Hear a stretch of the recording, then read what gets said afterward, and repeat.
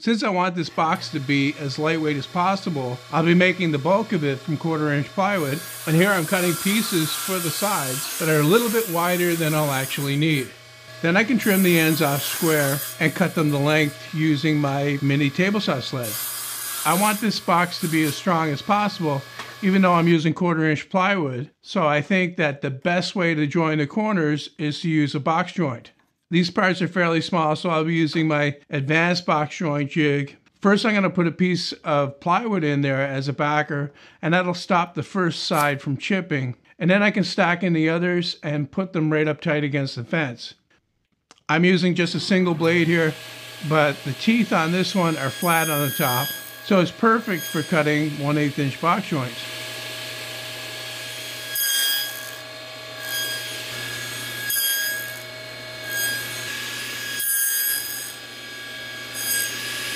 Now I can undo the clamps and test the fit.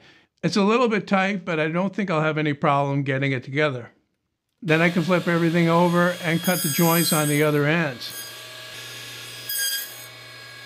Like I said before, I left these parts wider so that I can trim them down to the final size after and get the box joints all lined up correctly. I found that this is easier to do than trying to offset the parts in the jig, and normally it doesn't take any more time to do it this way, and it always works out better. To glue the corners, I'm going to use polyurethane construction adhesive, and I've spread some out on a scrap of plywood so that I can dab the ends in to spread the glue, and then I can work that in. This glue takes a long time to set, so it gives me lots of time to get the thing put together. Next, I can cut the top and the bottom panels, and once again I'm using 1/4 inch plywood to keep the weight down. To glue these ones in, I'm going to use regular wood glue and then just fire in a few pin nails to keep everything lined up. Adding the top and bottom now before the corners dry squares up the box and makes it easier to clamp. Next, I need to clamp it up, but first I want to get some masking tape on the corners, and that'll stop the glue from sticking to the clamps.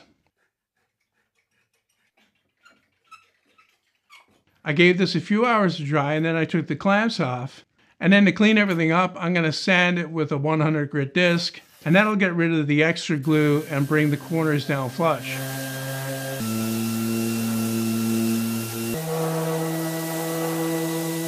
After that, I switched to a 220 grit disc and went over the entire box again before filling all the holes and seams with wood filler. The kind of wood filler I'm using doesn't take very long to dry, and then I can sand the box again with 220 and round over the corners a little bit.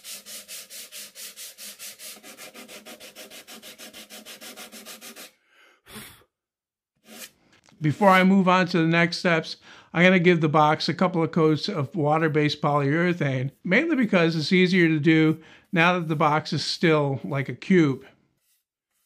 So far so good. I've got the box fully assembled. I also wound up giving it 3 coats of polyurethane. I'll give it another couple of coats after I get it all finished too. What I want to do right now is actually cut it apart because the top of this hinges open like this. So I need to cut the top off, and then I need to cut the top itself in half.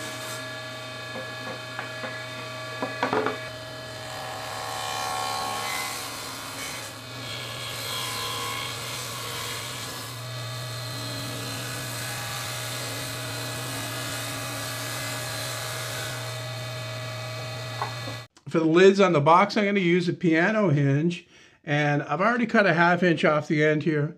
What I want is all of the holes that are already in here to line up evenly on the end. I want each hinge to be 13.5 inches long. So I've already marked it out here, and I'm going to cut it with my angle grinder.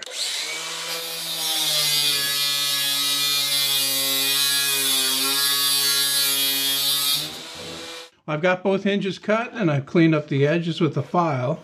And now I'm going to attach them to the lid half first before I attach them to the box. And what I'm going to do is just line them up so that they're centered on the edge of the box like that. And then I'm going to mark the holes and then drill out those holes for number 5 screws.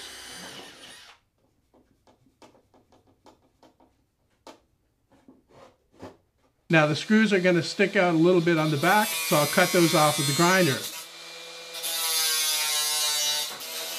All right, so I'm ready to screw on the other side.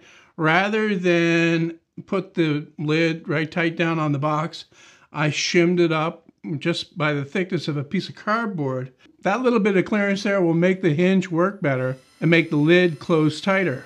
So same deal again, except this time I'm not going to bother to mark them. I'm just going to drill the holes centered on the holes in the hinge and then drive the screws in. I know some of you will probably point out that there's a special drill bit that you can use to center the drill bit in the hole. I don't have one of those. I had one of those a long time ago, probably before some of you were born, and I didn't like the way it worked. It clogged up with chips too often and it really got on my nerves, so I just eyeball it now, and normally it works out just fine using a regular drill bit. Well, it's here that I make the fairly common mistake of not turning my mic back on. But basically, I'm just saying that I got both hinges on and the lids close and fit great. While watching this, I was tempted to do some kung fu film style overdubbing, but I changed my mind. I thought that would piss off too many people. So I'll just play it straight and say that I need to add a strip to one lid so that the other lid, the locking lid, will fold over and hold that one closed. I'm just going to glue the strip in and use a few spring clamps to hold it until the glue sets.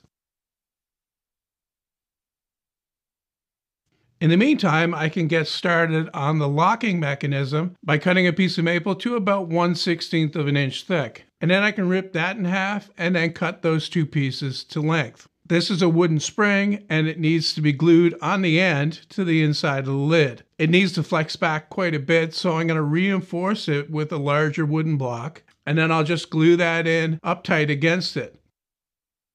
The easiest way to mark for the release button is to drill a small hole right through the wooden springs. Then I can drill a 5/8 inch hole through each side for the buttons.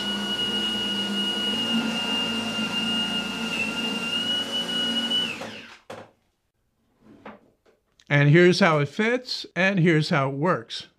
I need to do a little bit of sculpting with a round file to make the buttons operate smoothly.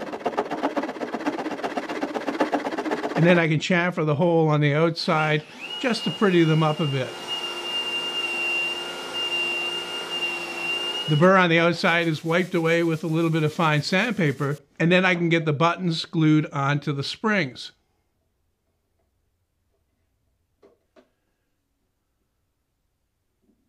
Now with that done, let's see how it works. Not bad. The last thing I need for the box itself is a carrying handle, and I'm cutting that from a piece of solid maple.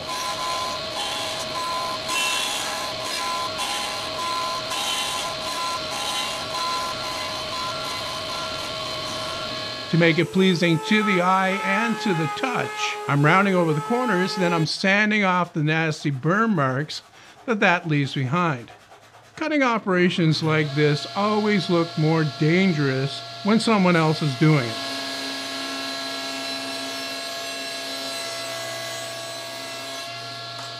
Fixing the handle halves to the lids is a two-step process. First, I need to glue one half on with 5-minute epoxy. Then when that sets, I can glue on the other half, and I have a strip of packing tape between the two to catch any squeeze out.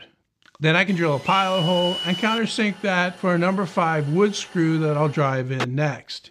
I know this might seem like more than 2 steps, but take my word for it, it isn't, not really.